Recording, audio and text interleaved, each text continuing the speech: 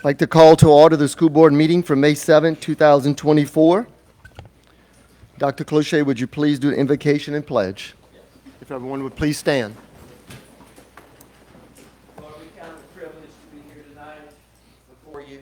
We thank you, Lord, that you would guide us and lead us in all the issues that are before us. We ask for your wisdom, knowledge, and understanding.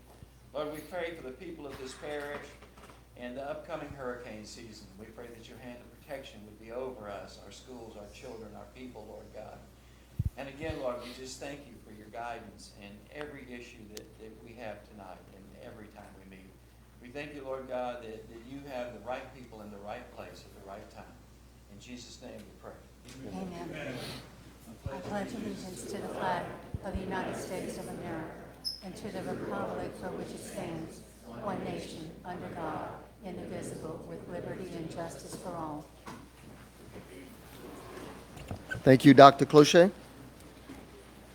Before we begin the meeting, I'd like to have a moment of silence for the following individuals who have recently passed away.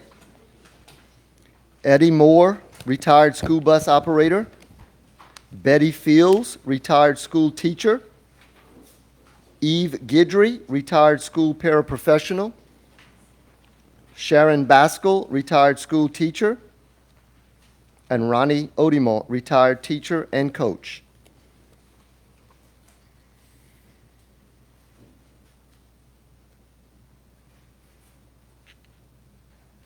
Thank you.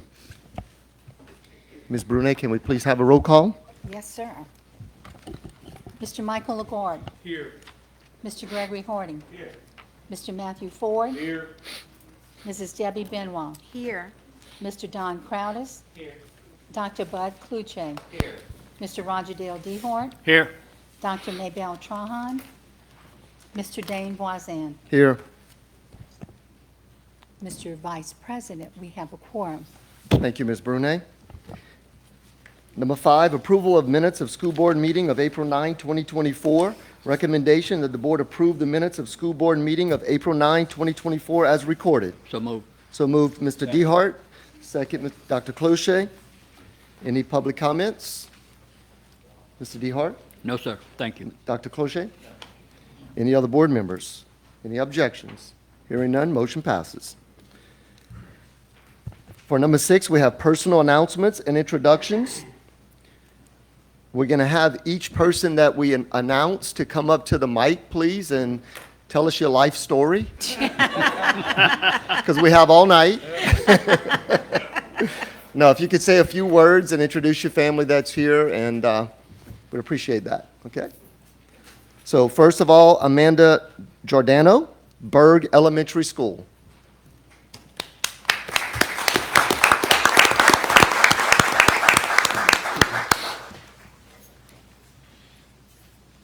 Good afternoon, everyone. Hello again. I'd like to introduce my husband, Joe Giordano, and my daughter, Anna Claire, and my son, Blaze, who are here with me tonight. I want to thank Mr. Ogeron for giving me this opportunity this coming school year to serve as Berg principal. I'm very excited. I know I'm ready and I'm prepared. I've been the assistant principal at Acadian Elementary for the last 4 years, working underneath a phenomenal leadership team. And two of the big focus that we had as a leadership team, and we still have as a leadership team, is putting student growth and student achievement first, as well as supporting teachers. And those are the two things that I plan to continue to do at Berg Elementary. So I'm looking forward to focusing on student achievement, supporting our teachers so that they can do their job and give our kids what they need. So I'm excited and looking forward to a wonderful year next year. Thank you. Thank you.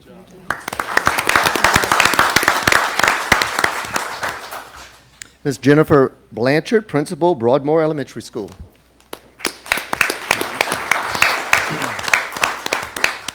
Good evening. I'm Jennifer Blanchard. I have with me Mr. Kent LeBlanc.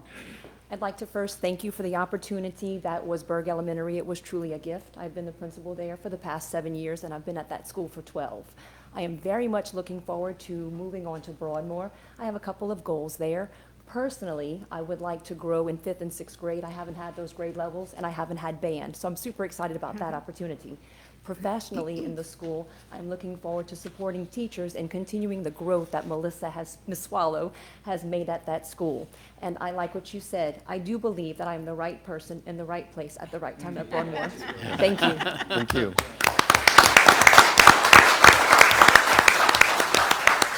Ms. Andrea Roderick, Principal, Dularge Elementary School.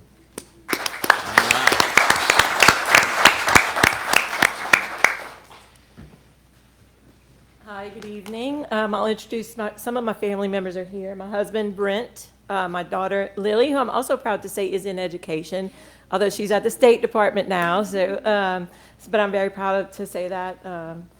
She's a third-generation educator. And then my son, Jace, is here. My other son couldn't be here. I've been to quite a lot of places in the district in my career. And have really loved the opportunity to work with many schools when I was with Federal, but really it's been a great privilege to be at Montague Elementary. That is a piece of heaven, but I'm moving to the other side of heaven, I guess. That's how I kind of feel about it. You're right. So I'm really super excited to be at Dularge Elementary. I was there as a teacher. My children went through that school, and I just have a real passion. As I told Mr. Angeron when we talked about it, just a real passion for that community. My focus is going to be on maintaining their high levels of student achievement, but looking forward to the K-2 literacy that the state is really focused on. Even without that focus, I believe that's the building block for kids coming up, is to be literate, to be able to pass those tests as they get up to higher grades, to be able to graduate. So those will be my focuses, maintaining and then focusing on that literacy. So thank you all for the opportunity. Thank you.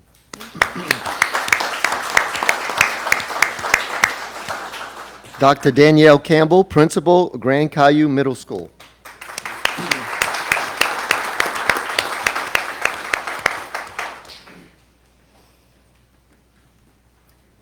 Good evening. I would like to say thank you guys for the opportunity to be able to serve at Grand Caillou Middle for this upcoming school year. My family is out and about. I'm real big on, if you say you're going to do something, you do it. So they're at dance right now. So for myself, my focus, I have a 3-point focus. A little bit about me, I've been in the district for 8 years, started off 4 years at Evergreen, and my last 4 years been assistant principal under Mr. Carter. In each school I've been in, both schools, I've learned so much from the administrators. From my career, my 3-point focus is, the first one is classroom management. So I'm real big on, in order to ensure that we have the focus of curriculum instruction, we have to first understand what that classroom management and that discipline looks like. Point 2 is actually the curriculum and instruction. I have a degree in curriculum assessment instruction. I've also been a consultant, so I'm used to providing teacher PD when I see that we need a need. I am very data-driven in every decision that I make. And the third point is building relationships with parents. I need the teachers to understand a phone call to a parent is not just to say, what are those kids doing incorrectly, but to have those follow-up phone calls to say, hey, Johnny did a really good job today. I don't know what you're doing, but keep doing what you're doing, because parents have to hear both ends of the coin and not just the one end that says, hey, this is what your child did incorrectly. That relationship also goes with the students. So again, I do appreciate you all for this opportunity. Thank you.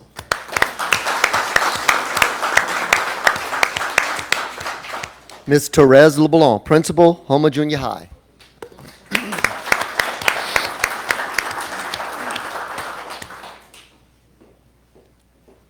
Hello, everybody. I'm Therese LeBlanc. The last time I did this, I forgot to invite family members, so this time I remembered. So my husband, Danny, is with me. And I feel super supported, too, because I have my new leadership team with me, too, which is Mr. Justin Ward and Miss Kanika Smith. Super excited about that.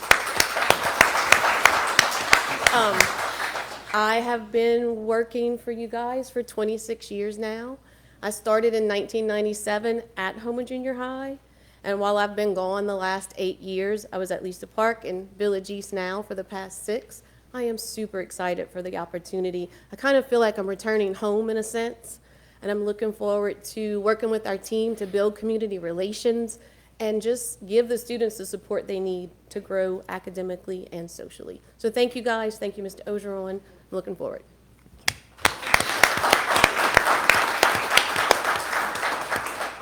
Ms. Tracy Chauvin, Principal, Montague Elementary School. Thank you so much for this opportunity. I have my daughter Brianna and my husband Ty here. She is not going in education. She is actually going for nursing, but I'm very proud of her. She did not want anything to do with it.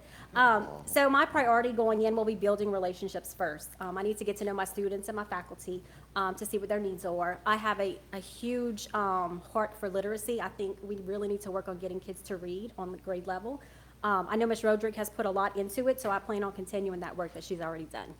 Thank you. Thank you.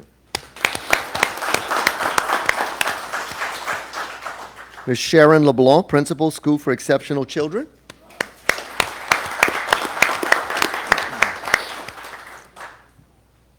Good evening. Welcome. I'm just happy to be here. I am thankful and excited about going back to School for Exceptional Children. I appreciate Mr. Ogeron and the district allowing me to go to Gibson and just gain an experience in elementary education, but I'm really excited about going back and working with that special needs community. I look forward to picking up maybe where I left off 2 years ago and building on those things, building those better relationships with these students and the parents of those students, that community, and just seeing where we can take it in the future. I want those students to leave the School for Exceptional Children feeling valued and feeling like they're ready to move on in their adult life, however that is, whether it's in the job placement, just doing something every day at home. I want them to feel like they can do whatever they want to do. So I look very forward to doing that. Thank you.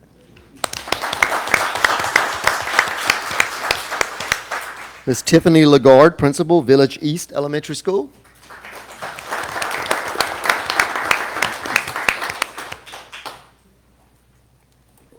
Good evening, everyone.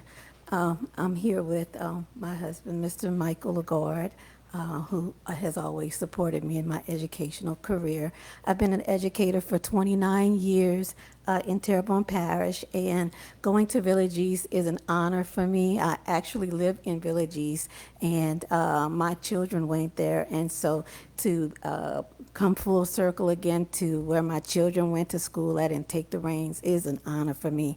My situation is a little unique because my school where I'm at has dissolved and we are consolidating. And so for me, my priority, because I have two schools that are consolidating, I want to make unification one of my goals. I want my students and parents and community from the Honduras community to feel as if they belong and are part of the Village East community, and to make sure that my parents in Village East understand that we're going to continue to provide high quality education.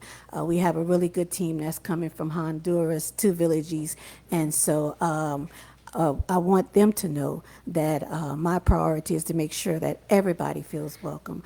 Another goal for me is because of my unique situation, we have a very diverse population and in the Village East area. And so one of my goals is to make sure that I am meeting the needs of all of my different ethnicities, and to make sure that my teachers are supported, and making sure that everybody has access to the curriculum.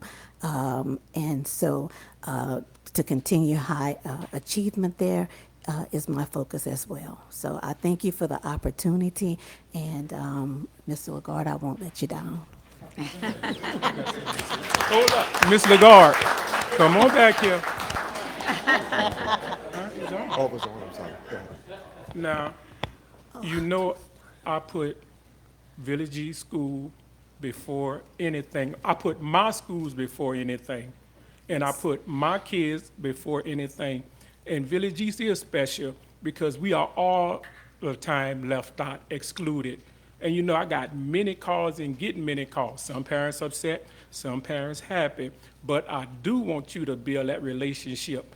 and you know why we are there, because those are our kids, and like you say, our personal kids went there, and I want those kids of that community to feel and have the opportunity, because the people don't know that right now from that community, we got kids at every college in Louisiana, at LSU, at Grambling, and graduated about 8, and they don't realize that, and all them kids went through Village East. So I want you to have that pride, you know, and you know how I feel about that school and my school, and I'm gonna do anything. And some people don't like that, but you know my attitude, I do not care. We gonna get that school what they need and what they should have, because it is like in certain things. It's like in a lot of things, and with your leadership, I wanna make that an A school, and for them kids in that diverse population that we gonna have there, you know. So good luck, Ms. Lagarde, and you know it's not personal. Thank you. You're welcome.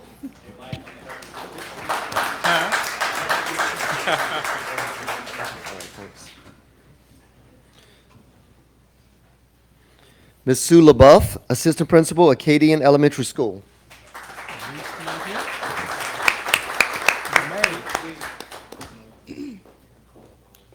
Hello, my name's Sue LaBeouf, and I have been with the parish 19 years. I don't have any family here. My husband's out of town on business. My children are grown and scattered, so it's just me. But the good thing about that is, being a parent of adult children, I have lots of time on my hands to dedicate to my career. I am in the same position as Ms. Lagarde. I'm being moved to a different school due to my school closing. However, I'm a little unique because this is actually the second time this happens to me. I'm at Hunders because I was at East Houma when they closed, and then I got moved to Hunders, and I'm going to tell you it was challenging. It was scary. It was hard. But had it not happened, I wouldn't have the relationships I have now with the people I have relationships with. So what I'm looking forward to at my new school is building new relationships and getting to know more people on a personal level. Also getting to know the community, the parents, the students. What's challenging to me right now is I'm at Hunders with less than 300 kids, and I pretty much know every single kid's name and their background. I think at Acadian's going to be a little challenging because it's a lot bigger, but I'm still going to aim to get to know those kids because that's just something I personally prefer. Another thing I'm looking forward to is I've been to the school twice, and everybody keeps saying you're going to get your steps in. So anybody who knows me knows I like food. So I'm going to get to close my rings every day, evidently, which means I get to snack more. So that's exciting, too. But seriously, I am looking forward to working with Miss Tanya Cook. Everyone praises her. Everyone thinks she's amazing. So I'm hoping that I can add and also learn from her and her staff and her team. And thank you for the opportunity. Hold up, I have something to say. Come on back here. Ms. LaBeouf. One thing you said was correct. Ms. Cook is an excellent principal, and Acadian is one of my schools. Now, I don't get that as often because I know Ms. Cook doing an excellent job, and you will get your steps in. But I think under her guidance, you won't have any problems, and good luck. I agree. And can I say something? Of course. I just want you to know, after working with Miss Lagarde for almost 2 years, her and I were able to bring our school up. Okay. And have no doubt that she's going to bring Village East, keep them going in the right Okay. trajectory also. Okay, thank you.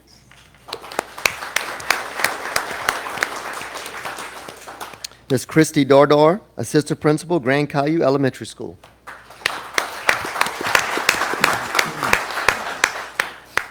Hello, I am very excited and thankful for this opportunity. For the past 3 years, I've been blessed to work with Miss Cook and Miss G at the very famous Acadian Elementary that everyone is talking about, and I've learned so very much, and I'm excited to bring that to Grand Caillou's faculty, students, and staff, and work with Miss Amanda Callahan. So thank you.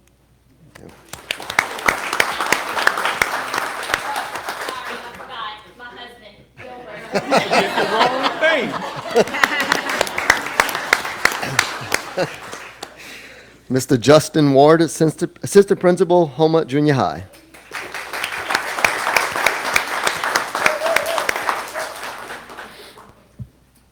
y'all doing? Justin Ward, like you said, assistant principal at Homer Junior High.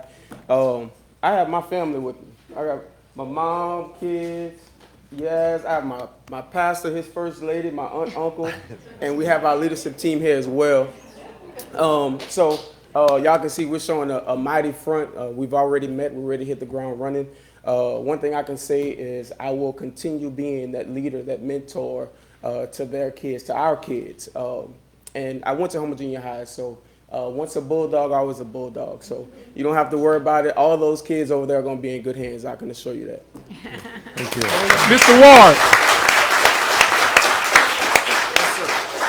Why everybody run off? You know, I wanted to tell Ms. Daughter, you know, to take care of Mr. Gilbert because he got my money in his hands, you know, but Mr. Ward, you are in a unique position, you know, and I have all the pressure and power on you because you got them kids over there that you're going to have to influence and they're going to look up to you, you know, and I want you to be the young man and the leader that you have been and I've known you to have been and to be. You know, I've been knowing you for a lot of years, and I'm glad you have your minister here, Reverend Andrews, with you, because you're going to need him. You're going to have to call on him a lot of times, you know, because those kids going to challenge you, and you know they're going to challenge you, but at the end of the day, they're going to only need love. Love's going to be the answer for them. So please give them that support, because they need that. You know, if you love them, they're going to listen. They're going to listen. I know it's going to be challenging. You are in a challenging position, but I'm glad you're the young man to have it.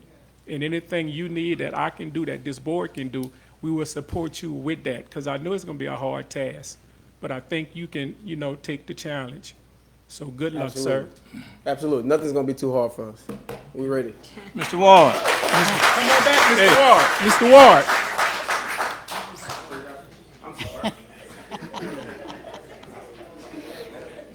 Running off. You can keep running. Listen, I'll tell a little story on Mr. Ward. Mr. Ward is from the Stovall, Prince Colony area. Homer Junior High, Turman High graduate. I'm going to say this, Mike. Southern University graduate. The Southern. The Southern. Jukebox, played in the band there. Mr. Ward, I think, graduated in marketing or something along that line. He was working at the hotel over there by the library. And he decided that he wanted to change his career. So he moved to Oaklawn. And in the process of that, you know, I talked to Mr. Ward. I said, Mr. Ward, I said, listen, I only got a few years left on the school board. I said, you know, I think you're in high demand because, first of all, you're a male and you're black. And we're lacking that in our schools. And here we are, I don't know, 4 or 5 years later, and you're standing before us now. And I just have all the confidence in the world that you're going to do well because you can identify with the kids that go to that school because you're from the area. And I think, like Mr. Lagarde said, you're going to get the respect and you're going to earn the respect. And so anything that I can do to help you out, you know I'm just on a phone call away. Absolutely. I don't want to run off. Anybody else?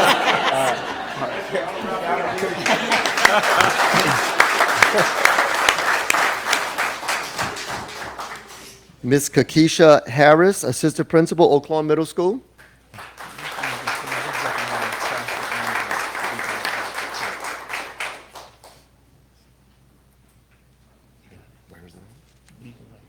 Good evening. It feels like just yesterday I was standing in front of you. About 6 years ago, I've been the assistant principal at Homer Junior High, and I thank you for my service here. I must tell you that when I was first told of the position, I was kind of nervous, kind of scared, kind of saying, why me? And then after talking with my pastor, before I go on, I got to tell you, I have my family crew that's here as well. I have my aunt, my uncle Michael Terrio and Aunt Darlene, my cousin Regina, and my daughter Treva that's also here. That drove all the way from Hammond to come to be with her mama this afternoon. So I thank you so much for that. But after talking with some of my religious leaders, they made me realize and think about what I've been. And being a product of Terrebonne Parish school system. When an 8th grade teacher told me and was there for me and brought me to Loyola University on a trip one day. And from 8th grade, I knew what school I wanted to go. And all the odds were against me because I was raised by a single grandmother that had only maybe a 5th grade education growing up in Gibson. So I went through Evergreen to HL, Gibson, and Greenwood, and all the odds were against me. But I did graduate from Loyola, and I had one of the biggest packages to go to Loyola than the valedictorian had at HL. And with that said, here, little old country little girl worked at the WWL with Hoda Kotb, Michelle Miller, who became the mentor in a sisterhood. And so when I thought about all of that, and from an uncertified teacher selected as a distinguished educator to turn around the most at-risk failing schools before the state took takeover, and then coming back to work at a district that planted education in me. And that 8th grade teacher was with me in high school. She was with me in college. She was there when I got married. So what I plan and what I have to give to that school and my placement, I think is divine. It's a divine placement. So I thank you because I can work with those grandmothers that's raising those children and single moms as I was, and my parents and my grandmother was, and as I was, to build a relationship to let them know that you are somebody, that you can beat the odds. It doesn't matter your socioeconomic status. It doesn't matter your family. It doesn't matter what you look like. But when you have someone who cares about you, and that's my goal, is to build that relationship with that community, to understand, to know that I get it, and to let those children know that you can do anything. Also to help those teachers, because who was I, an uncertified teacher that became a distinguished educator, to know that you are leaders and we need you and you can make the biggest impact. We're going through a lot of curriculum changes, but we can do it together. So that's what I plan to bring there, and under the leadership of Mr. Carter, who also already has that established. So I plan to learn, and I plan to give my love, my attention, and my everything that I have to that area and build a new home. I'm gonna miss my family at HJH because they are a family there. But I also would like to give myself to another part of this system and this area. So I thank you for that. Thank you.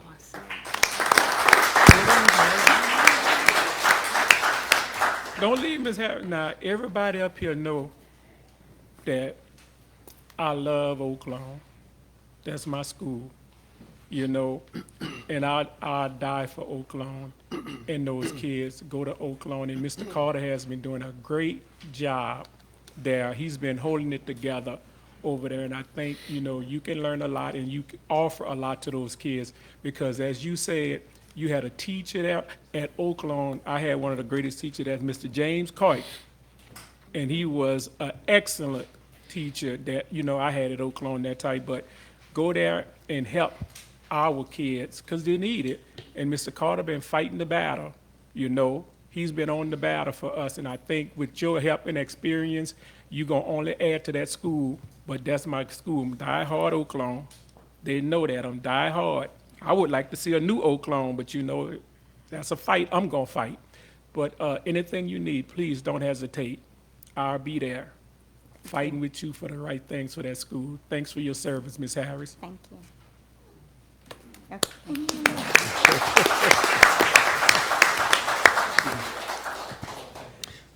I believe not present tonight, but I'd like to announce Mr. Jason Carbon, principal at the Terrebonne Alternative Placement Program. He's not here. Mr. Ogeron, would you like to say a few words? Sure. I wanted the board to see the high-quality leaders that we have. Guys, y'all are so impressive. Just that short time, we could feel the positive energy and what you want to bring to the school you're going to. So I'm thankful you're going to be where you're at. All of you who spoke tonight and everybody else, and the principals who are here supporting and other administrators that are here supporting you and family, thank you for being here. But you're the leaders, the face of a school, the support system of a teacher network. We need you. Kids need you. And what we saw tonight says that we're going in a good direction, and schools will be in good hands, and kids in particular. So thank you, and we're going to keep moving. Just like Justin said, we're ready as a unit to kind of keep rolling. So thank you.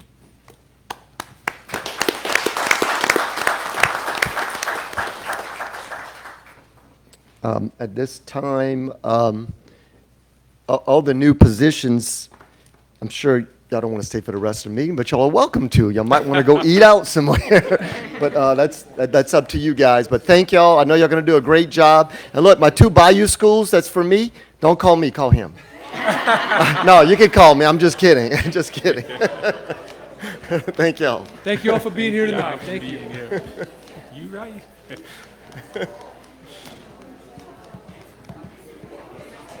That was okay though.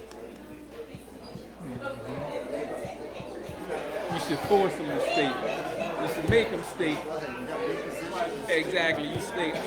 Look, Ms. Sergeant, you should have a rule. Principals, they got to come at least once every 2 months, or one meeting a month.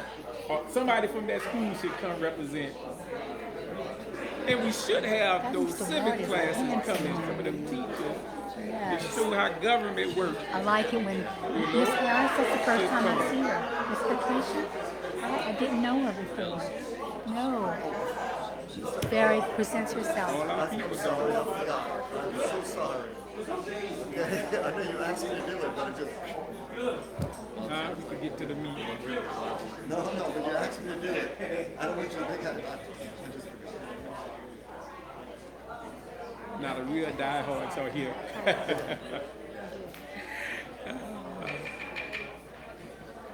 Okay, we're going to continue. Help if put my mic on. We'll continue with the announcements. May 6th through 10th, Teacher Appreciation Week. May 9th at 4:30, ERC meeting. May 10th, 6 p.m., Jumpstart Tops program at HL Bourgeois. May 11th, 6 p.m., TFAA Run for Excellence, downtown Houma Courthouse Square. May 13th, 7 o'clock, Native American graduation ceremony at the Houma Municipal Auditorium. May 13th through 17th, Educational Bosses Week. May 14th at 9:30, SEC. May 14th also, committee meetings. It'll be Education, Technology, and Policy, followed by Finance, Insurance, and Section 16's Lands, Executive Committee, as well as the Buildings, Food, and Service Transportation Committee. May 15th, 7 o'clock, Adult Education, Civic Center. May 16th, 6 o'clock, Tops University Awards, HL Bourgeois High School. May 17th, last day of school for students. May 20th, last day of school for teachers. Also on May 20th at 7 o'clock, Ellender Memorial High School graduation, Civic Center. Also May 21st, 7 o'clock, HL Bourgeois High School Civic Center graduation. May 22nd, 7 o'clock, South Terrebonne High School graduation, Civic Center. May 23rd, 7 o'clock, Terrebonne High School graduation, Civic Center. Then June 4th will be our 6 o'clock regular school board meeting. So as you can see, we'll be very busy in May. Mr. Walden, can I add Yes, something? please. One addition to this list of, like Mr. Walden said, a busy May, we're going to tack on to the May 10th Jumpstart Banquet, the military recognition on that night. So that's this Friday. So prior to the Jumpstart recognition, we'll do the military recognition. Good idea. Thank you. May 10th. Yeah. So they have both programs going on. Okay. Now we're ready for board committee meeting reports. Up first, myself, BFT. The Building, Food Service, and Transportation Committee met at 5 p.m. on Tuesday, April 23rd, 2024, in the boardroom on the school board office with the following members. Myself as chair, Mr. Lagarde vice chair, and Dr. Trahan. Also in attendance were Dr. Cloutier, interim school board member, Mr. Ford, Mrs. Benoit, Mr. Crowdis, Mr. DeHart, Mr. Harding, Superintendent Ogeron, and members of his staff. Recommendation number 1, the committee recommends that the board enter into a bus lease agreement between South Louisiana Wetlands Discovery Center and Terrebonne Parish School Board effective June 3rd, 2024 to June 14th, 2024 to provide bus usage for the South Louisiana Wetlands Discovery Center summer camp. Provided buses shall run during normal operating hours on weekdays as needed. Mileage reimbursement at a per mile fee equal to 50% off the cost of 1 gallon of fuel at the time of travel, with a minimum per mileage fee of $2.50 $2.50 per mile driven, provided and pay bus drivers approved by Terrebonne Parish School Board, provided all necessary insurance requirements are met, and further authorize the board president to sign all necessary documents pertaining thereto. So moved. So move Ms. Benoit. Second, Mr. Lagarde. Any public comments? Ms. Benoit? No, sir. Mr. Lagarde? All the board members? Any objections? Hearing none, motion passes. Recommendation number 2, the committee recommends that the board approve the substantial completion dated March 21, 2024 for the building repair project at the TPSB administrative buildings and ratify change order number 2 in a credit amount of $21,000 to assess liquidated damages from January 13, 2024 to March 21, 2024 in the amount of $400 per day as per the terms of the contract. Subject to the punch list. Upon completion of the punch list and final inspection, balancing change order, and receipt of the lien-free certificate, authorize the release of retainage, and further authorize the board president to sign all necessary documents pertaining thereto. So moved. So moved, Ms. Benoit. Second, Mr. Lagarde. Any public comments? Ms. Benoit?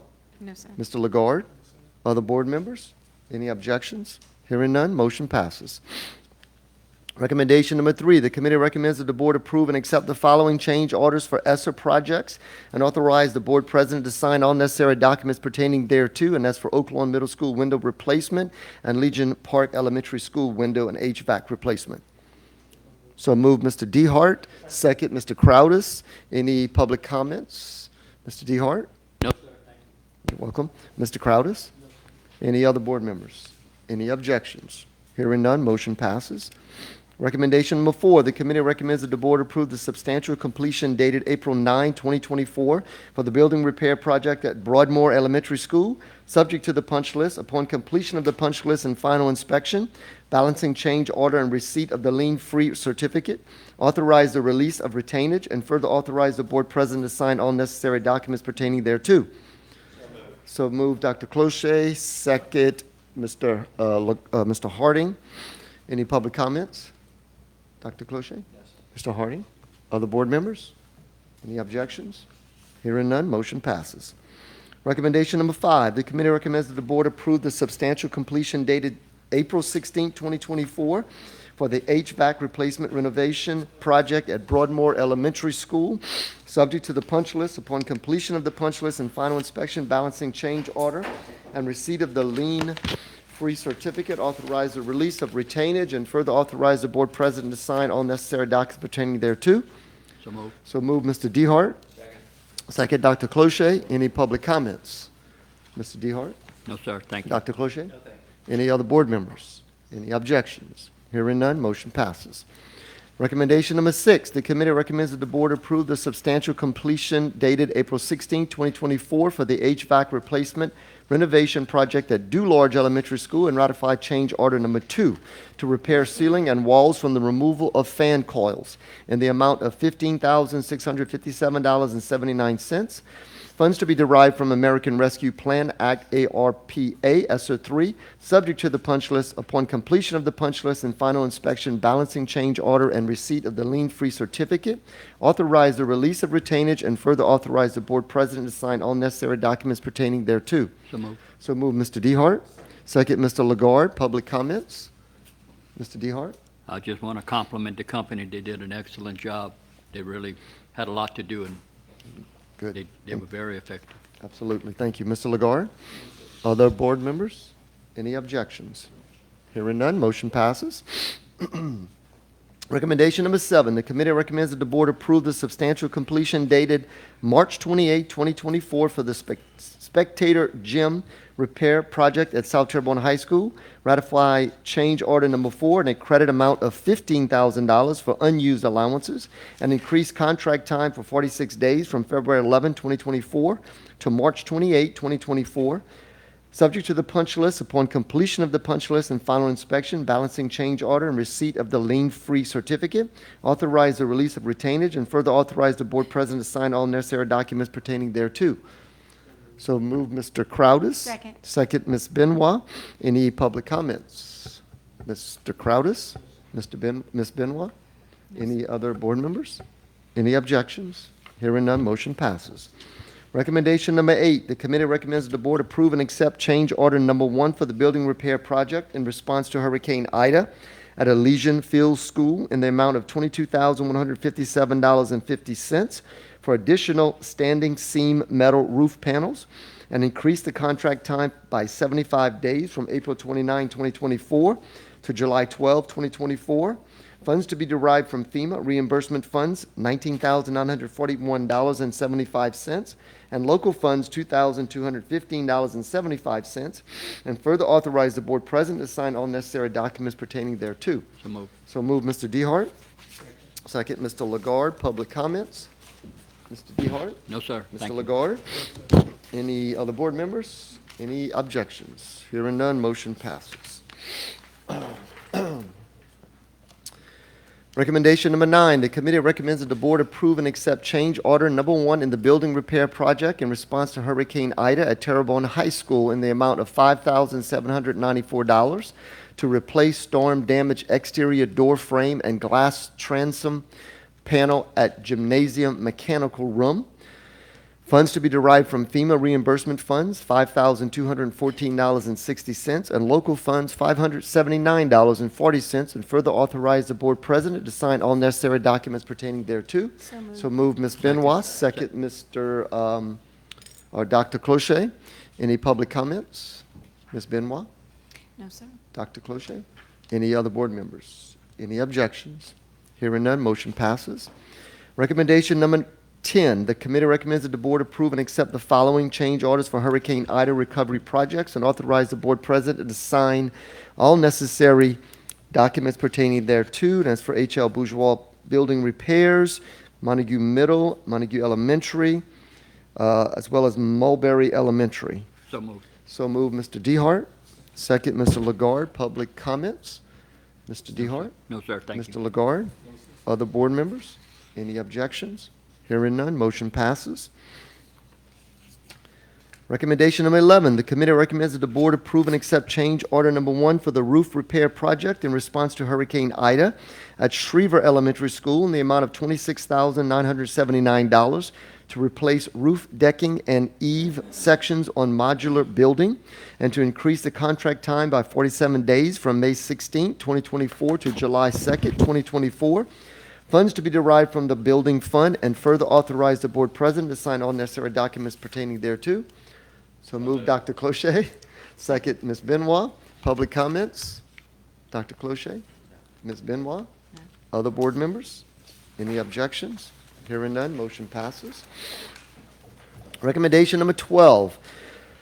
The committee recommends that the board approve and accept the lowest bid received, meaning all specifications for the Oak Lawn Middle School Security Improvement Project from Gyra Construction Group, Inc., 909 South Broad Street, Suite Number 10, New Orleans, Louisiana, 70125, in the amount of $305,998, and establish a total project budget in the amount of $342,714.06.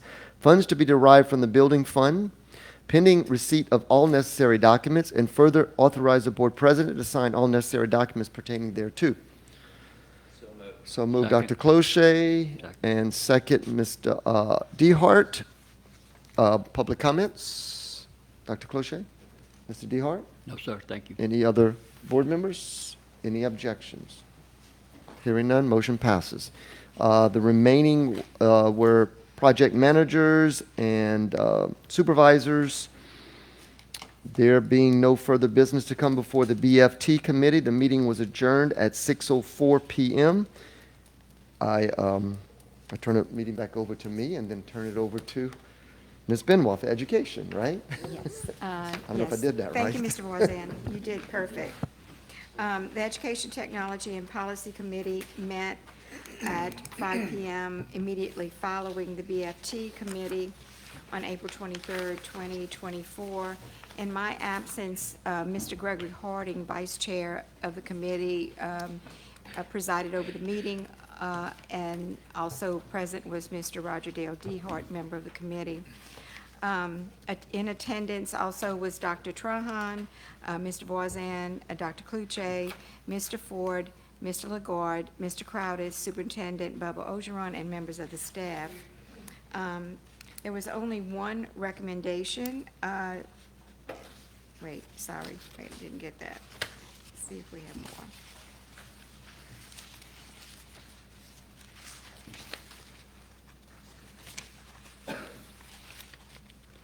Yes, only one recommendation.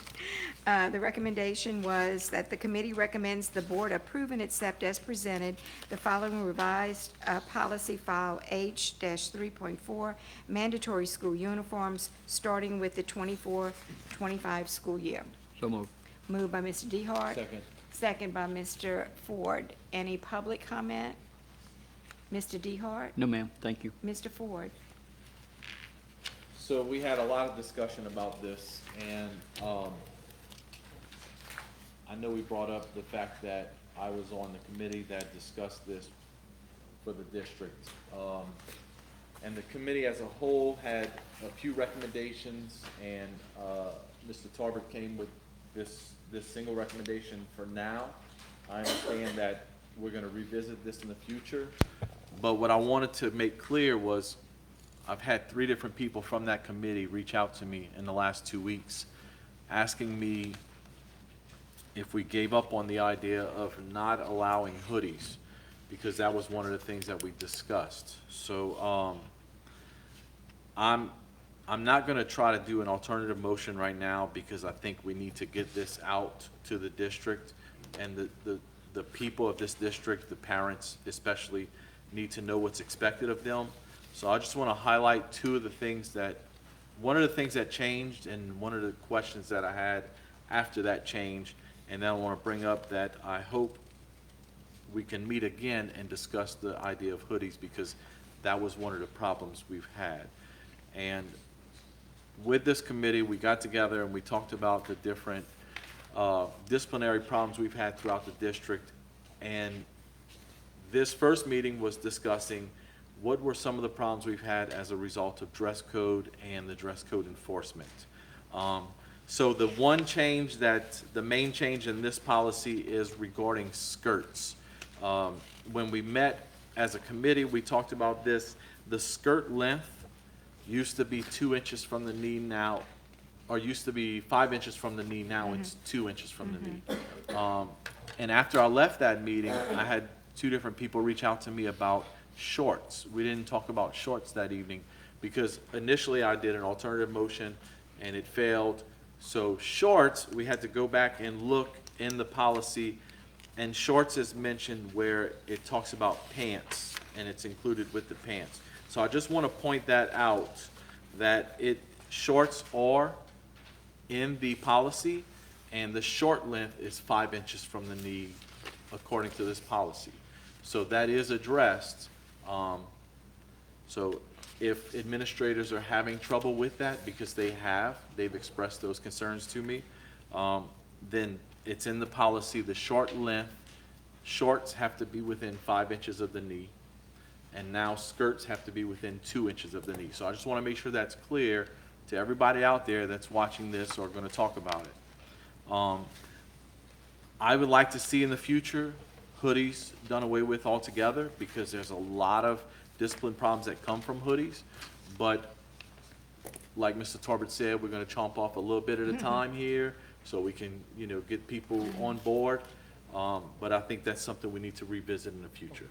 So, Yeah. thank you. Thank you, Mr. Ford, and I totally agree with you. I have visited other schools. In fact, my grandchildren go to school in Baton Rouge, and saw that we are not unique as far as the girls' skirts rising up way too high. And maybe in the past, they said it has something to do with economy, that when skirts go up, the economy goes down, and that's where we are right now, so maybe that's part of it. But it's definitely time to do something to bring it to a length that's appropriate for schools.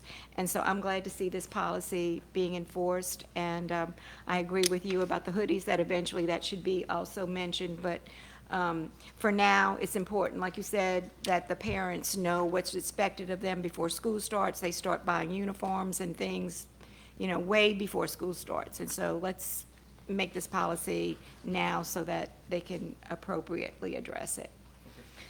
Any other board member comments? Yes, Mr. Crowdis. This is a question for me for curiosity purposes. The complaints regarding the hoodies, what sort of issues are they referring to? So there's been, since the allowance of hoodies in school systems, there's been an increase of students wearing hoodies, and not the fact that they're wearing a hoodie, but the fact that they're actually wearing the hood. And this is ongoing in all the middle schools, all the high schools. They really don't see it in elementary school because the kids aren't that bold yet. But when they get to middle school, they get to high school, they recognize that administrators are so overwhelmed with so many other different things that enforcing a hoodie is really not something that you're going to spend a lot of time on. Yeah. Unfortunately, what it does is it creates this, unwritten rule that it's okay to wear a hoodie, it's okay to wear your hood until someone tells you something otherwise. And just from my experience being at high schools for the last 8 years, every single morning, administrators, teachers, custodians, support personnel, they're standing out there as the students come on campus and having to repeat themselves time after time after time. Remove the hoodie, take the hoodie off, and with the hoodie comes a covering up of the earbuds, which is also another problem. Okay. So when they're wearing the hoodie, you can't see that they have earbuds in or other things. So it's an ongoing issue. And then we did have one of the people that came to that committee meeting talk about with the hoodies, they normally have the pocket in the front, and there was issues with students with that. I don't see that much in high school, but this was at an elementary that she said that they deal with that a lot. So. Okay, thank you. Yes, Mr. Dehart. Well, Mr. Ford did touch what the calls I received about the AirPods and stuff. They listen to music with their phones and everything, and with the hood on. Teachers don't see it all the time, but also not just because they put things in their pockets. It's just that the ones that's wearing hoodies or the big jacket, with the hoodies, we got a vaping issue that I think needs to be addressed a lot more severe. There needs to be penalties, and without penalties, you're never going to fix that. But vaping is very, very, very out of control, in my opinion, and I hear so many people complaining about that. And it is harmful to your health, but like I say, people that used to smoke cigarettes, I did at one time. I'm just saying, it's not healthy, but what I'm getting at, vaping, a lot of parents or students don't know what's in that vaping thing with the flavors, and that can cause brain damage. And that's a medical opinion that I've been told by more than one medical person. So I just think we got a lot to look at to protect our children, and that's what I'm hoping to do. Thank you. Thank you. Any other board members? Yes, Ms. Lagarde. Yeah, I also like to see the skirts, I don't see that problem where they becoming shorter and shorter, so I think at 5 inch is good and address the problem. And also, we have problems with the hoodies, and it's a safety issue. You don't know the kid, everybody got the same color on, so it become a safety issue with the school as well. And I think one day we're gonna have to address it. And also, like, he said, vaping has become a serious problem.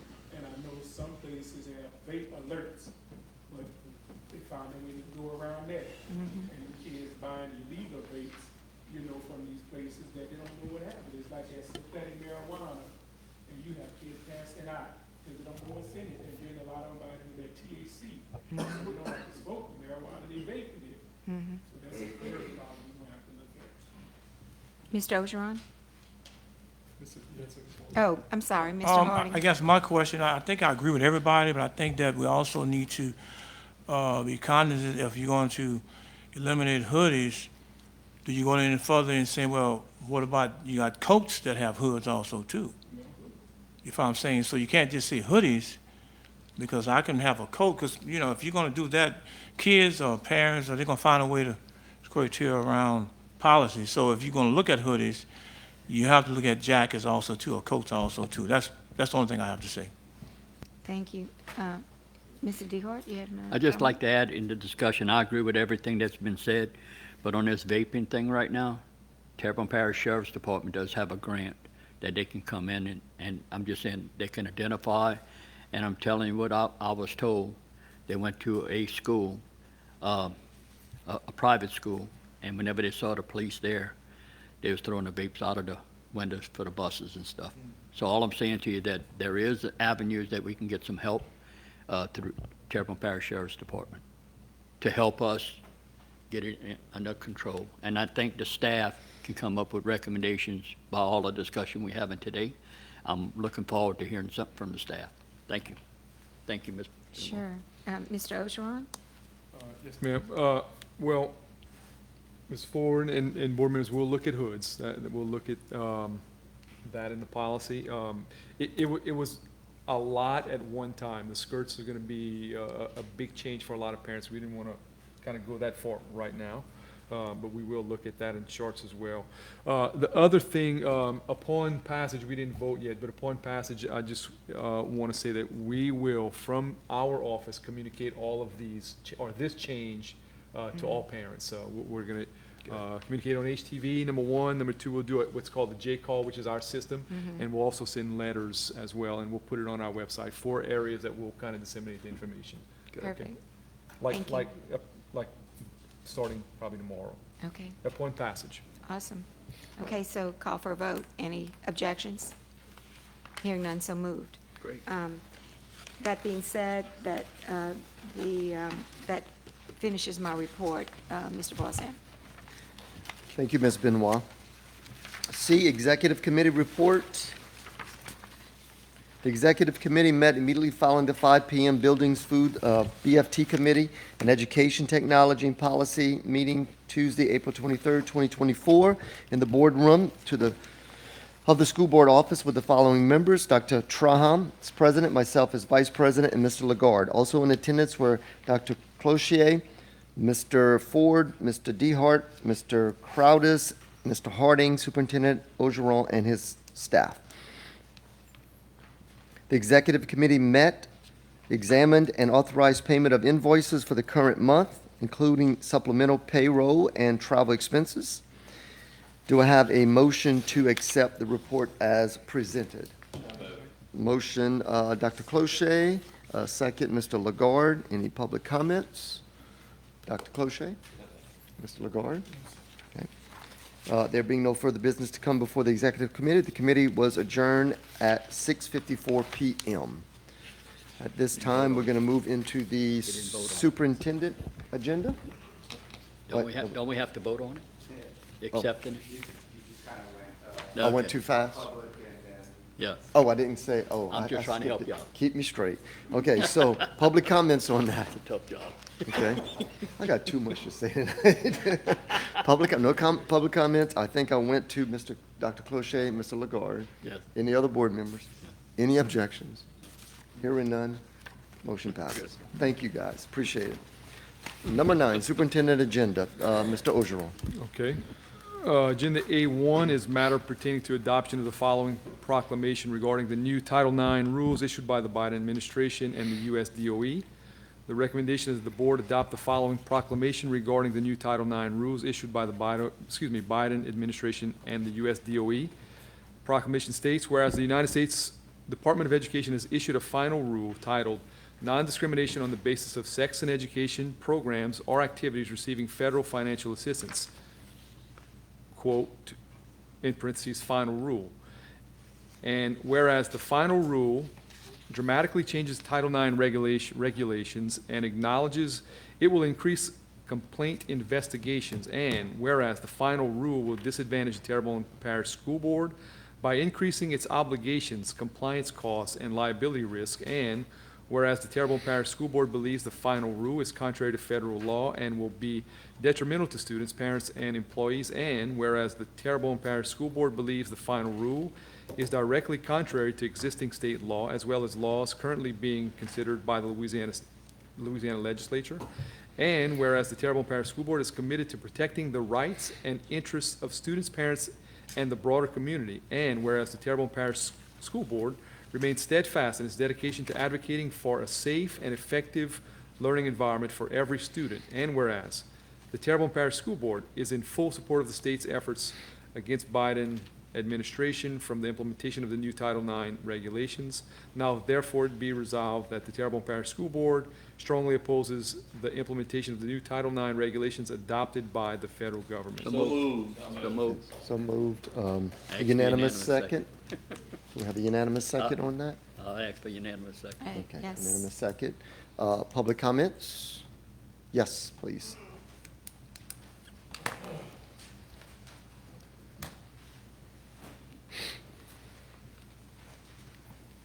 Please state your name, address, and Vicki Cluche, Quiet Oak Place, Schriever. I'm also here on behalf of We the People Bayou community, and I just want to thank you for this resolution.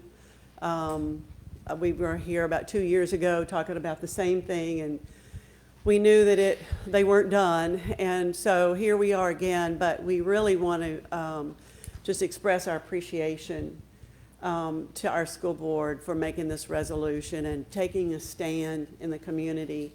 And, you know, I have to say there's many school boards across our state who are doing the same thing, and it's just makes me so proud to be, you know, in Louisiana. And I always say this, but I think that we can be a forerunner, a model to all other states in the union that for righteousness and for values for our children. So we just want to publicly thank you.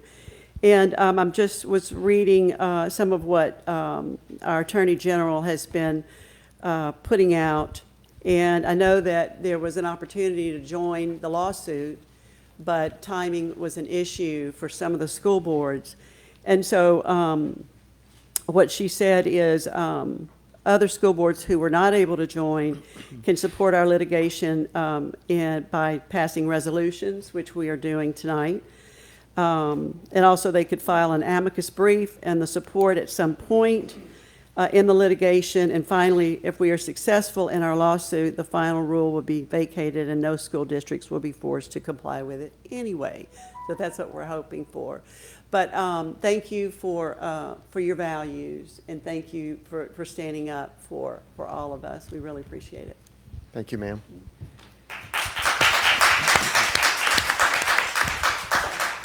Any other public comments? Okay, it was the board members. We'll start with Dr. Clocher. Yes, I'd like to thank Superintendent for putting this proclamation forth. He and I had a couple of conversations about this, and due to the timing, we didn't, I guess I was a little late in asking for an emergency meeting, so by the time it came around about doing that, we didn't have enough time to properly publicize it. So instead of that, he put forth this proclamation, which I just want to thank him and for doing this, showing that we stand together with our state's Attorney General. And I have some other comments, but I'll do that under the other section I have. Thank you. Thank you, Doc. Any other board members? Mr. Ford? I think I want to state the obvious here that this is certainly an overreach of our federal government. The fact that they're even presenting this legislation and trying to push it through. You know, the federal government never had a place constitutionally for education. In fact, education was a state right and a state privilege and a responsibility that we take seriously. So the fact that the federal government is even trying to get involved, in particular the U.S. Department of Education, is certainly an overreach. And they have become divisive in their legislation, and they are turning us into political pawns. And I, for one, am not going to stand for that. I can only speak for myself on this board, but I'm pretty sure I have the majority of my district out there supporting me in supporting this resolution. At the end of the day, this legislation is hurting our kids. It's doing nothing for the district, it's doing nothing for the state, it's doing nothing for the federal government. It's hurting our kids. And I know I've had several discussions. I have people that are close to me that are transitioning or have transitioned. Those kids don't want this.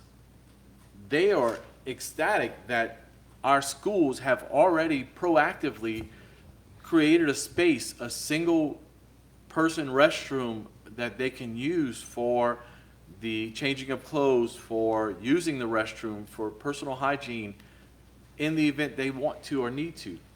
So the fact that they're pushing this is not for the kids.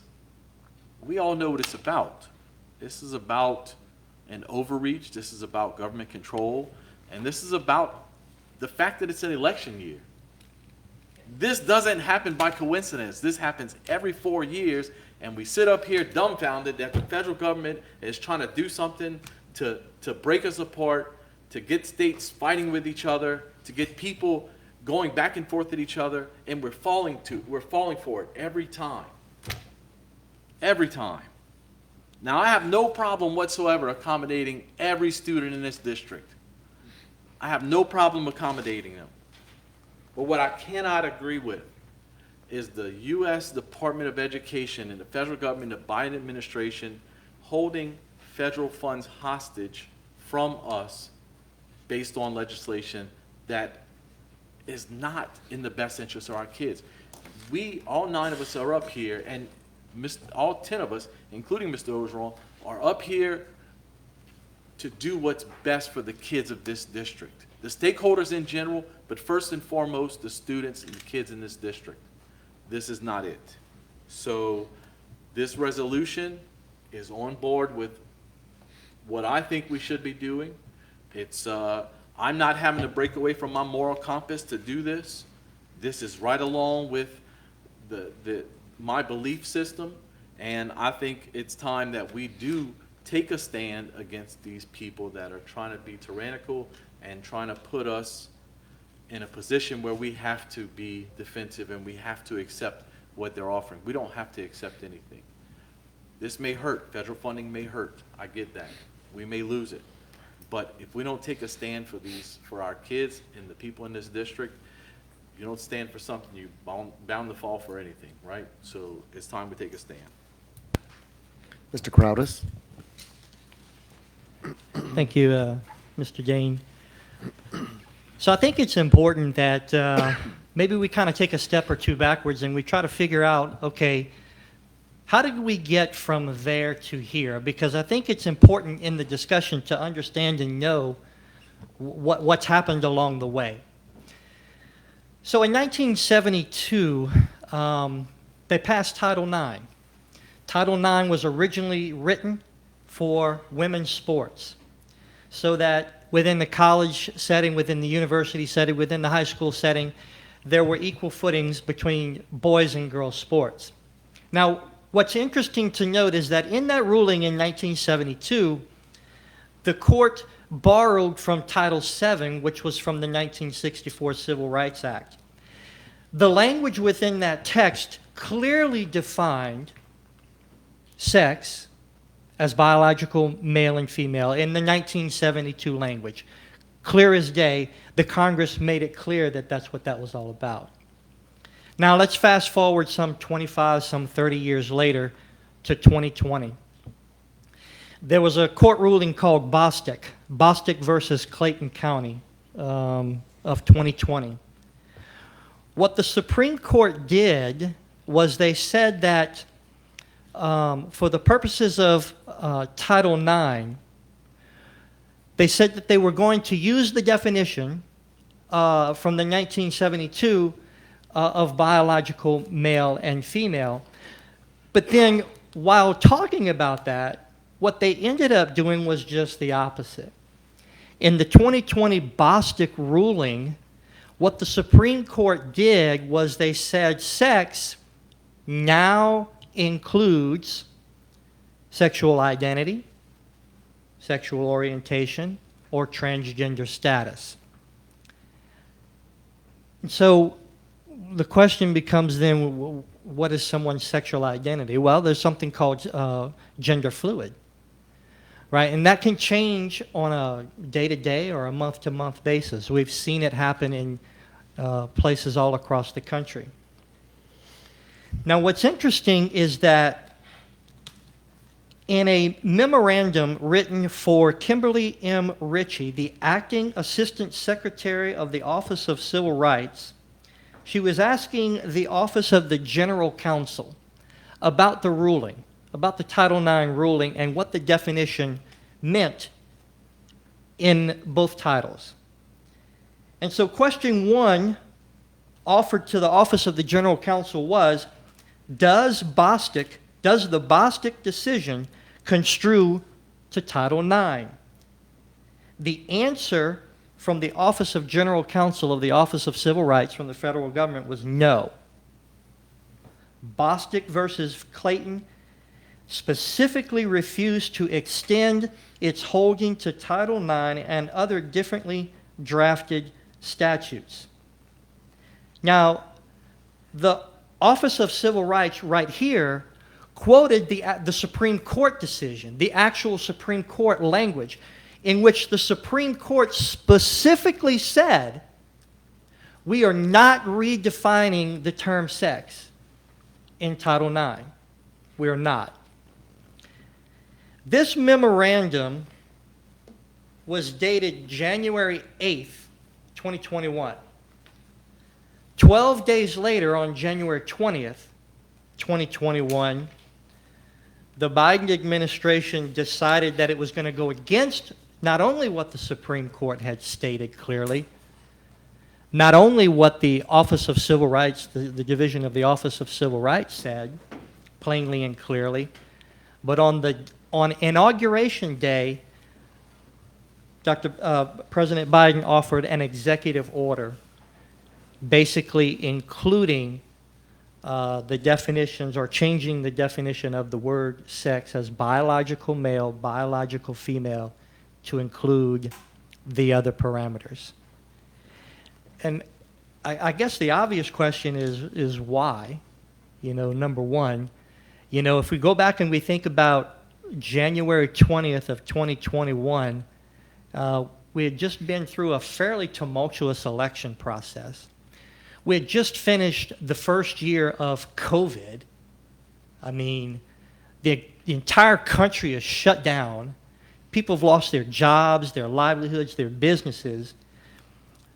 But for some reason, the Biden administration decided that on day one of his administration that this was important enough to redefine and to reshape Title IX into whatever they've decided to make it.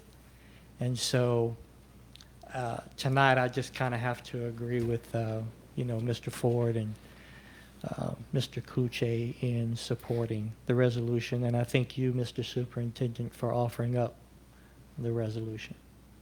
Thank you. Ms. Benoit? Thank you, Mr. Wazan. I appreciate what you just shared with us, Mr. Crowdis. I mean, that shines an even brighter light on all of this Title IX dilemma that we are dealing with. All I want to say is that I think that it's very important to push back on this for us because it lets our community know where we stand with this, and I think that's very important. They need to know that we're not willing to acquiesce and change what we're doing just because of this this ruling of the Biden administration. So I'm glad we're pushing back. Thank you. Thank you, Ms. Benoit. Any other board members? Just to speak real quick on that, again, I support the proclamation, and I thank you, Mr. Ogeron. But just hearing the community speak as well, you know, I know Facebook. Everybody knows Facebook, and it's, you know, it's out there. But seeing on Facebook as well as hearing people, they're fed up. They're fed up with it, and how many people said they're ready to take their kids out of the public school system, and they want to homeschool. I mean, it's not to put them in private, but it's to put them in, you know, homeschooling. And, you know, we can't stand for that. you know, we have to support this proclamation. So absolutely, I am in support of it. Anyone else? Correct me, where am I? Any objections? Thank you. Any objections? You had a unanimous second. Unanimous, so proclamation, recommendation passes. Thank you all.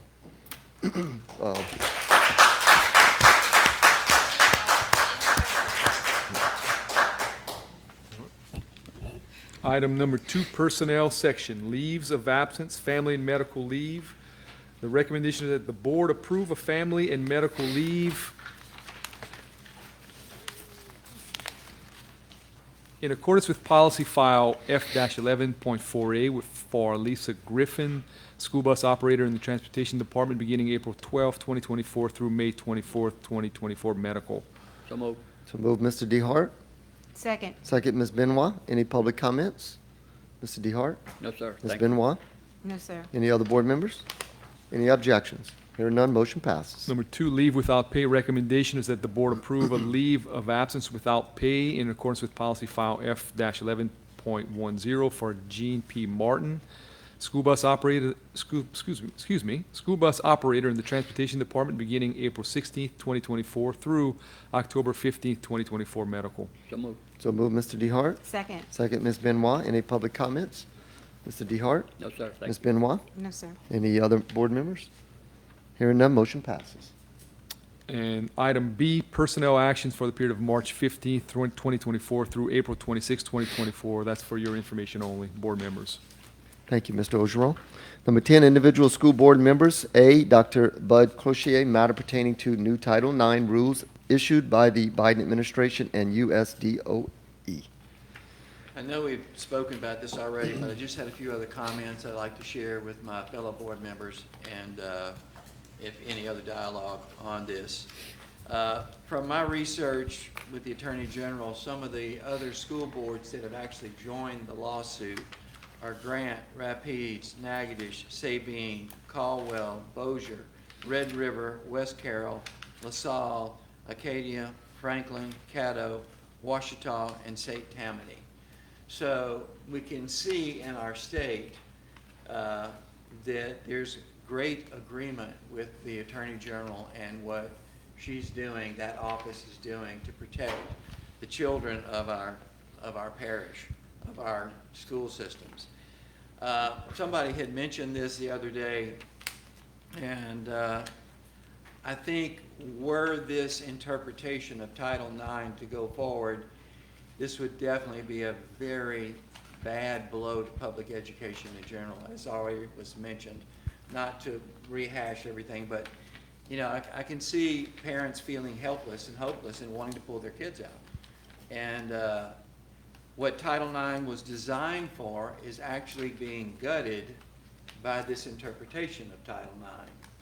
It was to give equity to our young ladies in athletics, and here we are, you know, now having biological males compete with the young ladies and not giving them equity in that. Another further implication of Title IX that I have a great deal of concern and disagreement is that Title IX is actually, you know, it was meant to bring equality, but it's actually being turned into being weaponized, one student against another. With this current interpretation, it is possible for a student to file a Title IX complaint against a fellow student. The fellow student then is going to be judged by an individual who's the Title IX officer for that administration, and that one person will make the decision. There's no due process.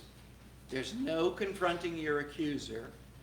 There's no jury for you to hear the argument against, and yet they will have a Title IX complaint against them for the rest of their life, for the rest of their career. When they go to get a job, when they go to get a position, they can have this complaint against them for the rest of their life.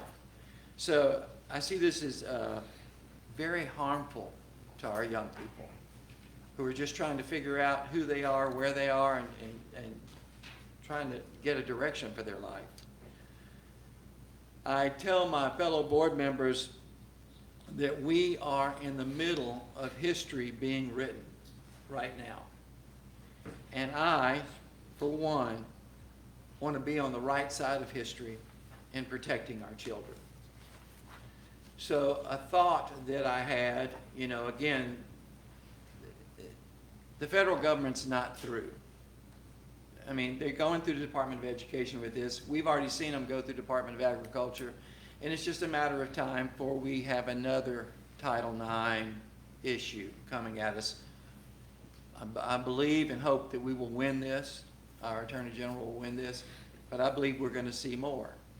And one of the things that I had mentioned to Superintendent Ogeron that I would like to present to my board members is that, you know, these other school boards were able to have emergency meetings. They were able to do that so that they could join the lawsuit. And I would have really liked to have seen Terrebonne Parish also join the lawsuit. Just me personally, but I really like to have seen us take that stand. And so I'm wondering, getting your feedback as well, on whether we should enable our board president and or the superintendent to act. They don't have to, but they can act to join future Title IX assaults against our school districts without us having to meet. And if this is something that we want to do as a board, then perhaps we can have administration write up the proper wording for us so that we can look at it as a proposal and then take a vote on it. Not tonight, because we're not in a big rush tonight, but, you know, at a committee meeting in 2 weeks or our next general meeting. So anyway, I just wanted to put that out there to get insight from my fellow board members. Thank you. Thank you, Dr. Clocher. Any comments from anyone? Mr. Ford? If we were to do that, my only recommendation, my only concern would be that it would be for a certain amount of time that would be with the existing board is still there, but renewable by the new board once they take office. So that way, if we have people, because we have at least 3 members here that certainly won't be back when we go up for re-election because they're termed out.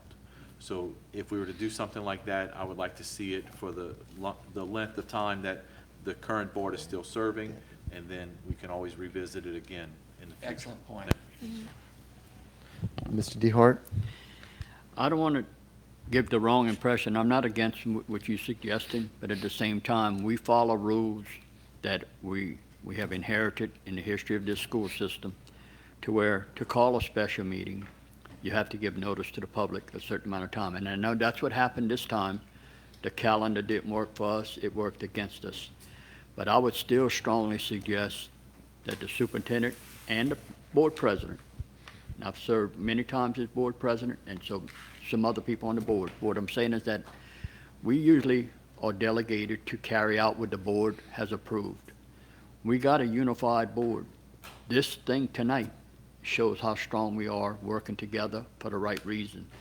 And I would like to at least have the opportunity, if time allows it. If it didn't allow it like now, we're doing the same thing we're doing now. So I think we all on the same direction to make sure we protect the integrity of this school system for our students. And I just would like to make sure that I don't want to take any authority away from the superintendent or the board president. But I think right now, it's always best to have, if it's time allowed, to have the board to do action. And like I say, in this situation, I do commend the superintendent on his resolution, and we're accomplishing, I would say, almost the same thing, except for whenever we got wind of it, really and truly the deadline wasn't there. And I'm not gonna violate a law.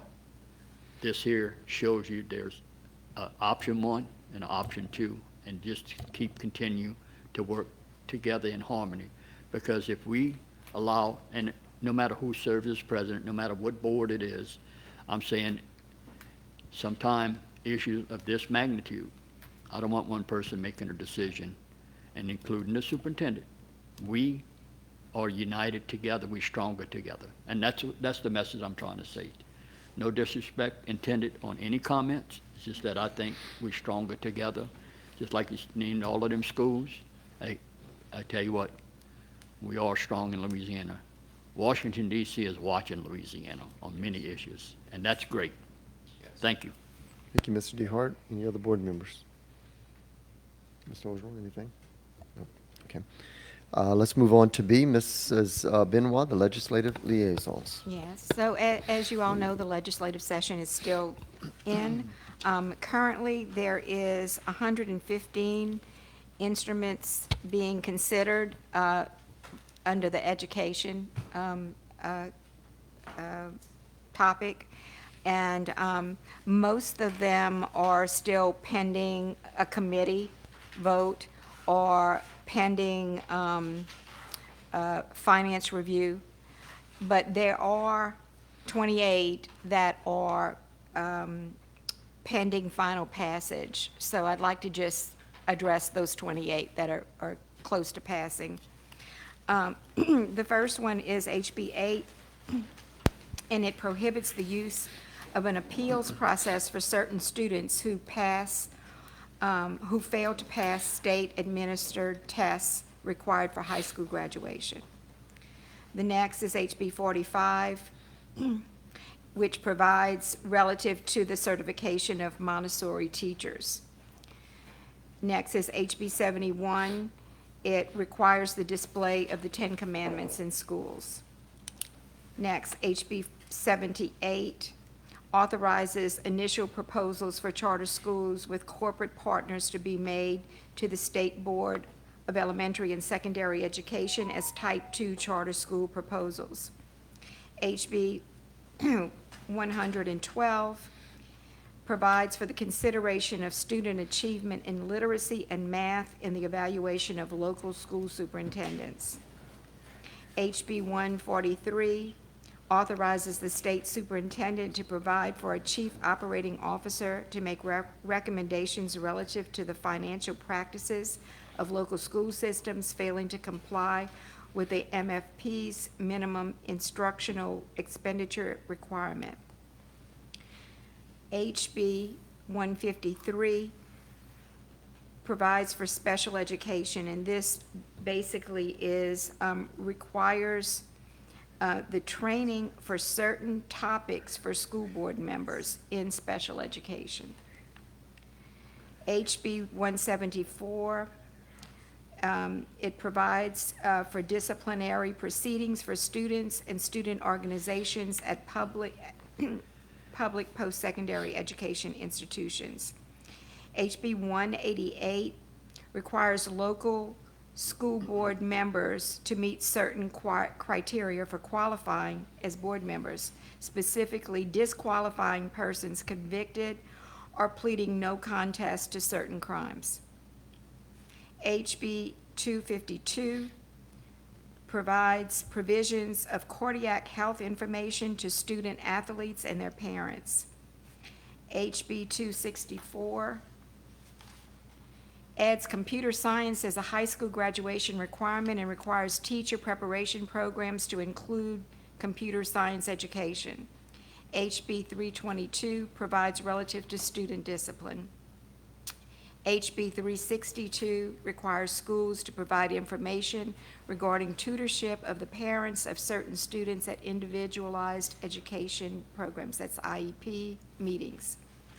HB 429 prohibits the use of imported seafood to be served in school cafeterias. HB 551 revises the membership and duties of dual enrollment framework and task force. HB 600 provides relative to sick leave banks for teachers, bus operators, and other school employees. HB 601 authorizes principals to notify parents of any child assigned to a classroom of an uncertified teacher with a non-standard certificate or teacher authorized to teach without certification. HB 694 establishes the Louisiana Music Commission within the Department of Culture. Sorry, that's probably one that's not affecting us. HB 708 removes requirements that charter school meet a certain threshold with respect to the number of students with exceptionalities and economically disadvantaged students relative to its total student enrollment. SB 38 provides with respect to the choice school program. SB 54 requires CPR AED training for coaches in Louisiana.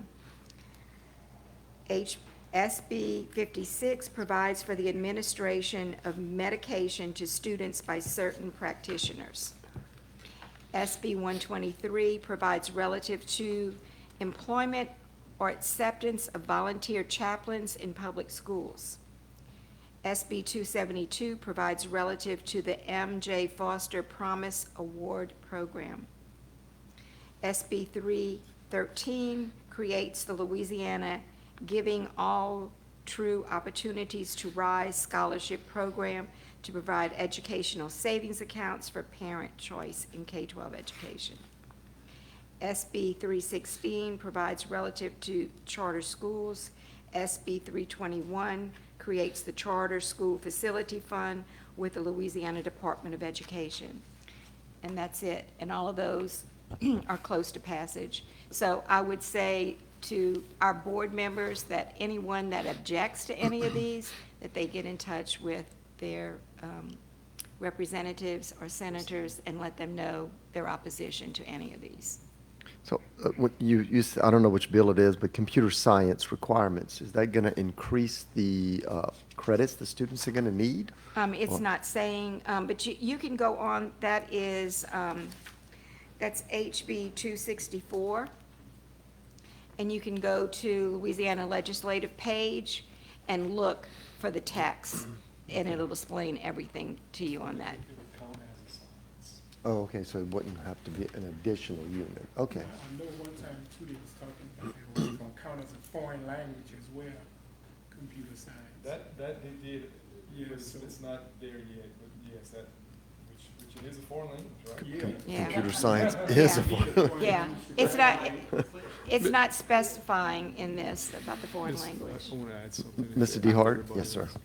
I'd like to just add something, and it's not about what I'm getting ready to say about me, but for years, I've been looking at our state retirement system for our employees, and I did a lot of research, and over the years, different legislators, state representatives and state senators, I've been trying to have discussion with them on it, and I think we're finally making a little progress about the penalties and stuff whenever people retire.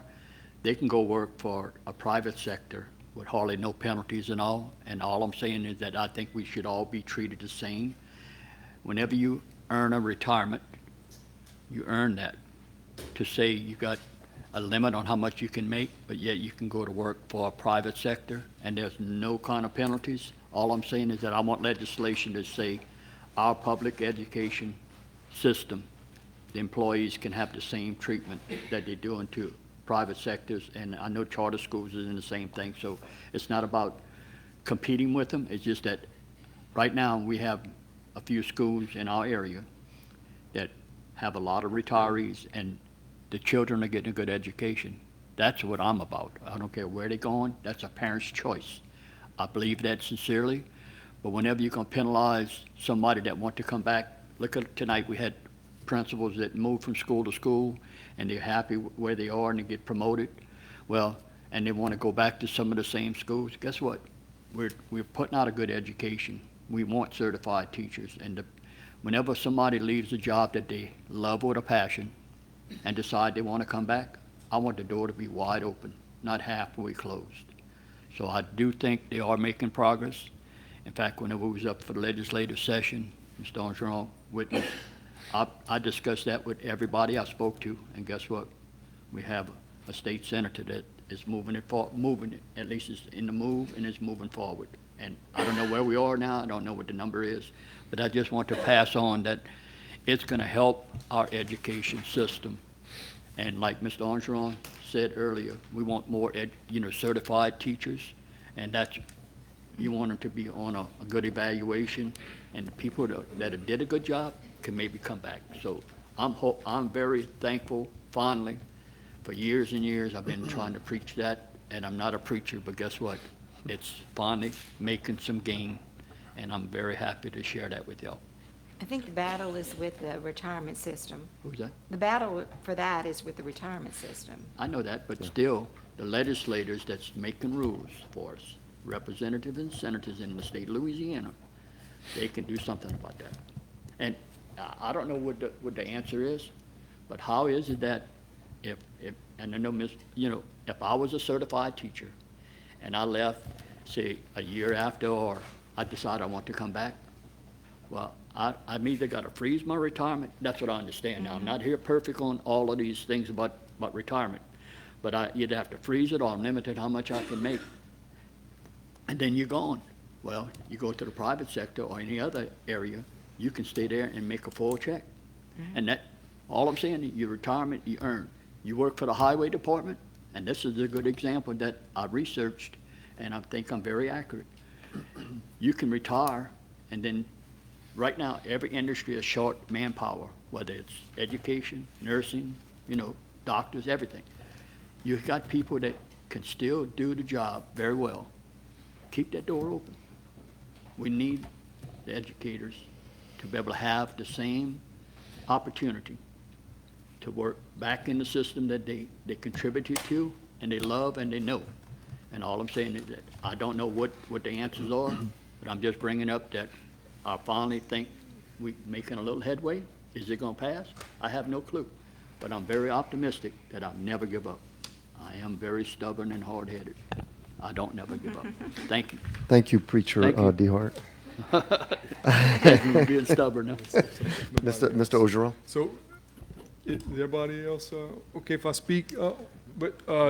There's the bill Mr. DeHart's talking about. I've been hearing it from Mr. DeHart for years, and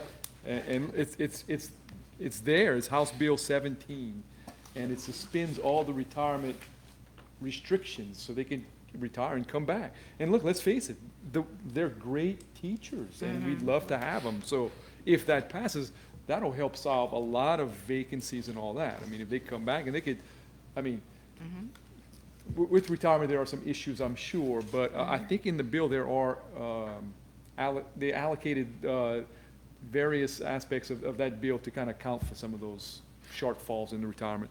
But I just want to kind of say, the staff and I, Friday, we had a principal meeting, and we picked 30 bills, Ms. Benwell, 30, that we feel, and most of them were some of the ones you kind of mentioned, really affect us. And we came up with a game plan, like we broke up in groups. Each group had 3 or 4 different bills. We had 8 groups, and we put, what's our stance? What's our course of action? And we put it on a spreadsheet. Everybody saw it. We reviewed it, and we had all the names and emails, numbers of our representatives and Mr. Fazy. So that was our activity Friday. But there's a couple of other ones. There's one out there, believe it or not, and I don't want to get into, I could get into a whole bunch of them, but House Bill 721, carrying guns by employees in class. So you might think, what did the principal say about that? They said, no, it's not a good idea. Although it might seem as though a good idea, we're not in favor of those kind of things. There were several of them that talked about removing certain instructional requirements. Like we here to teach reading, math, science, social studies, mainly, and do other things, obviously, but the list of things we have to do is increasingly growing. So there are a couple of bills that say, let's take some of that off of their plates. And I think they're hearing from teachers, right? That's our whole point of our whole Just Teach motto and mission, is take all this out of the way so they can focus on what they're crafted to do. So there's a bill out there on that one. There's also one that I think we've taken a stance here in the district, and whether it's a popular stance or not, but it's House Bill 644, and that's homeschool kids taking part in our activities, including sports. And our stance has been no. We have no oversight. I mean, we offer what we feel is a good product. No, this bill is saying they will be able to. So we're opposed to some of them. So we're kind of going in the direction of which ones were opposed to, which ones were in favor of, which ones were kind of neutral, and we're trying to take a stance on that. I got a question for you on that. Yes, ma'am. So, we know that phone calls, emails to representatives are very important. They matter, especially the volume of them. And because these bills affect us, and adversely, is there any way to communicate this to the teachers beyond the central office of what's going on and what the stance is for this school system on that, and suggest that they make these calls? Great point. So the suggestion was that the schools go back and share with their faculty and just see which one resonated with the faculty. Because there are some, they say, well, we can't have this. We've got to get behind that. So, and we talked about, does it matter if we call? Does it matter if, and we all were in agreement, yes, it does matter. So the next question was, well, then what are we going to do about it, right? Yeah, right. So let's study it, let's come up with a game plan, and just wanted you to know that That's you kind great. of did a lot of the things that Yeah, I love that. took action on some of the bills you've been talking about. Because it seems as though there are more than ever bills related to us, and they need to hear from us, the experts, on what I we agree. feel. Good right? point. I agree. All right. There being no further business to come before the board, this meeting is adjourned.